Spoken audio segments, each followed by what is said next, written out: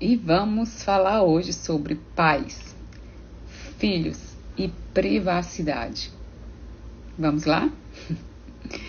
Nós estamos numa época onde se alimenta muito a questão da amizade entre os pais e os filhos cobram muito a privacidade, não querendo que os pais entrem no quarto, veja, tem acesso ao celular, tem acesso ao computador, aos seus cadernos muitas vezes. Tem deles que não aceita que o pai ou a mãe entre no quarto e, infelizmente, tem pais e mães que estão sucumbindo a essa exigência dos seus filhos. E o que tem acontecido é que inúmeros filhos estão entrando nas drogas, no suicídio, na prostituição. E os pais nem percebem. As coisas estão acontecendo embaixo do nariz, mas eles não percebem. E quando a coisa toma uma proporção maior, muitas vezes indo a óbito, acontecendo tragédias, os pais dizem que não sabiam, que não tinham nem ideia. E as pessoas perguntam, né? As autoridades, policiais, investigadores, perguntam a respeito do celular, se não perceberam que havia deixado algum recado, se tinha visto que seus filhos estavam mais entristecidos, se tinha mudado algum comportamento nos filhos. E os pais dizem que não perceberam nenhuma mudança. Mas não perceberam porque, primeiro, dão 100% de privacidade aos filhos. Não tem como perceber. Segundo, não tem menor convívio com os filhos. Se não tem convívio, não tem como saber se esse adolescente ou essa criança mudou ou não de comportamento, porque não tem armazenado na memória arcabouço de comparação entre o que era o filho e como o filho está atualmente. Pasme, mas é isso que acontece. Essa questão de amizade deve sim existir, uma amizade saudável, aonde não mexa na sua autoridade, na sua responsabilidade de pai e de mãe. Em primeiro lugar, você é pai e mãe. Depois você passa a ser amigo, dificilmente confidente. Mas se você chegar a conseguir unir essas duas coisas, eu lhe parabenizo. Mas se tiver que escolher entre ser só amigo do seu filho e não ter responsabilidade e autoridade sobre ele, a opção é não ser amigo, mas ter essa autoridade e essa responsabilidade sobre ele. Não é autoritarismo, é autoridade, tá? Todo mundo responde a uma autoridade. Tem alguém a se portar, né? No seu trabalho, nas suas relações, sempre tem alguém a quem a gente se portar. E os filhos devem passar por esse aprendizado de ter que se reportar aos pais, que dar uma satisfação, que obedecer, que seguir o caminho ao qual está sendo apontado que é o melhor para ele, né? Essas regras, essa composição da relação é importante. Evita abismos profundos, evita dores maiores, tanto para o pai quanto para o filho. Saiba você que se você não corrige os seus filhos, se você não está do lado dele, corrigindo, moldando, apontando o caminho melhor para ele, não ache que ele vai se sentir mais amado por isso.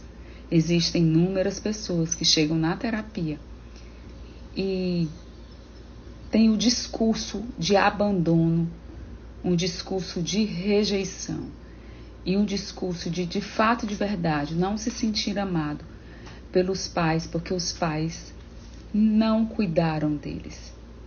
Enquanto os pais dos amiguinhos mandavam tomar banho, perguntava como foi na escola, chamava para jantar. O pai daquele que se refere como rejeitado, como não amado, não faziam isso, deixava eles livre ao Deus dará. Saiba que o ser humano gosta sim de ser cuidado, embora muitas vezes ele reclame, mas quando chegar na vida adulta ele vai entender.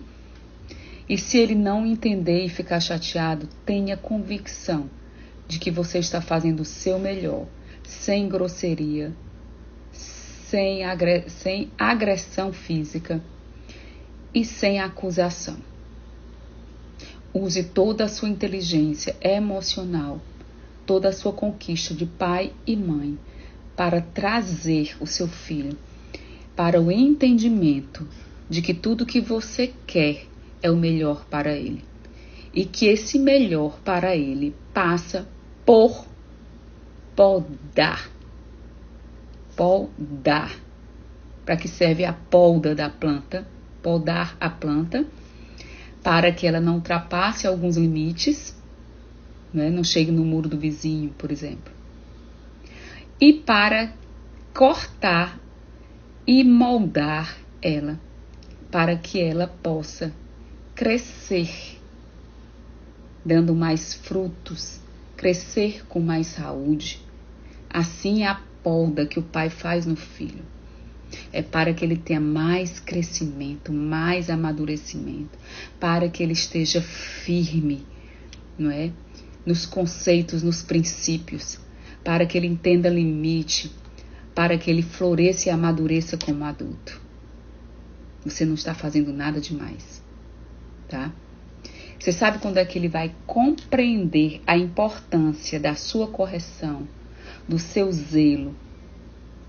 Quando ele for pai ou mãe, quando sair da posição de filho e entrar na posição de pai ou de mãe.